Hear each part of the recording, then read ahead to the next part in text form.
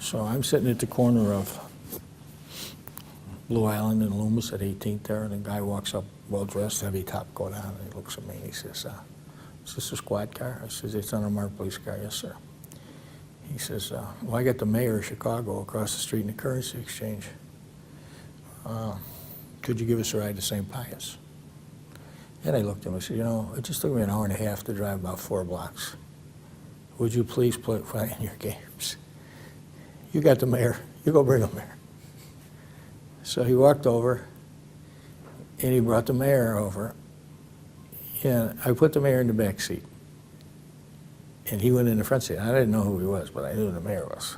Yeah.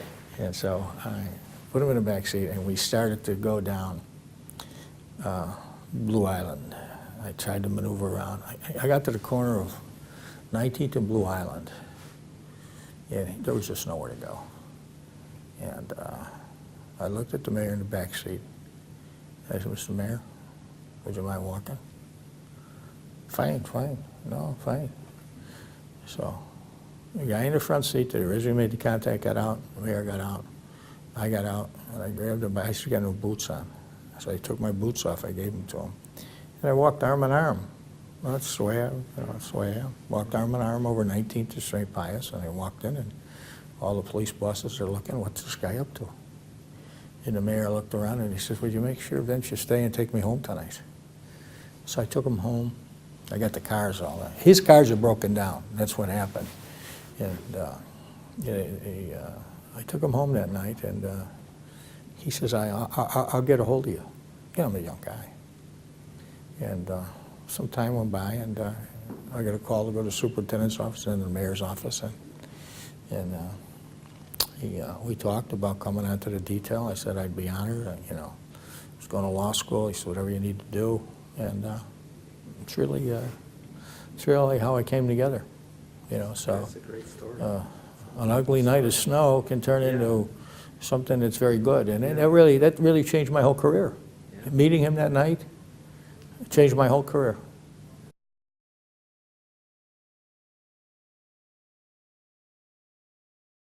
His greatest achievement might very well have been seeing the need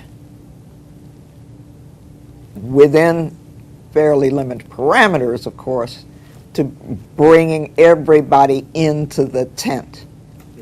You know, there was no, back then, there was no large Hispanic or Latino population, but the black population was large and growing. And he brought them into the tent. Now, that's not to say he gave them any power, but he did bring them into the tent. And he clearly understood that.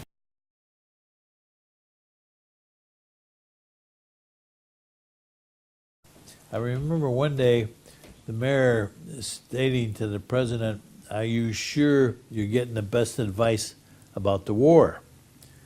And he used to address the mayor as Dick, and the mayor always called him Mr. President. Right. And he said, Dick, I got the greatest advisors in the world. And sometimes Daley would say, well, sometimes you need new advisors. You got to get different advisors, because what I'm hearing from the young people, they're really against this, and there's a movement to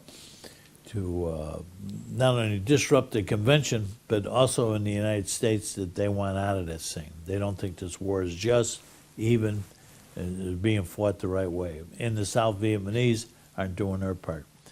But he was very, very accommodating to the President of the United States, and he went out of his way to make sure it worked.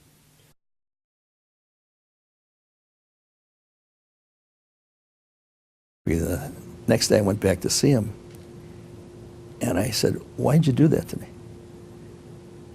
And he said, what do you mean? I said, Mr. Mayor, I came to see you. I asked you.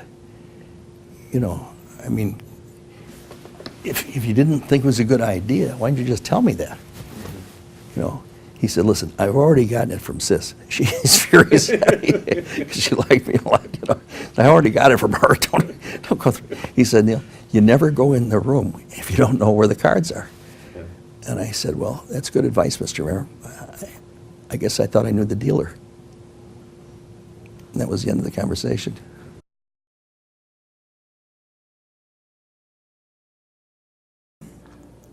And I never forgot this. The mayor met us alone, no staff, alone. Not a piece of paper, nothing. And we walked in, he looked at me and he said, turned to Mr. Adler, he said, Mr. Adler, what would you like? And Mr. Adler said, I'd like Newt to explain this to you. So I said, Mayor, we want the same thing you want. We want the best planetarium in the country. He said, well, that's what I want. I said, we want the same thing. He said, I love the planetarium. I take my kids there every Sunday morning. And I said, well, you look around there, you're going to see it's dirty. It's not attractive. I said, in order to get a job there, you got to be a precinct captain. We're trying to hire a outstanding astronomer. He said, what do you want? I said, we would like an amicable divorce from the Park District. And I'm going to give you a memorandum, which we gave him, which all the steps that were needed to do this. And he said, all right. He said, I'll look it over. And he turned to Mr. Adler again, and he said, Mr. Adler, who should I get back to? And he said, well, call Newt. A week went by, the mayor called me. And he said, quote, you've got it. I said, I got what, Mr. Mayor? He said, you got what you came to see me about. He said, I'm very busy, you've got it. I said, Mayor, that requires changing a lot of state statutes and changing the Park District. He said, you got it, goodbye.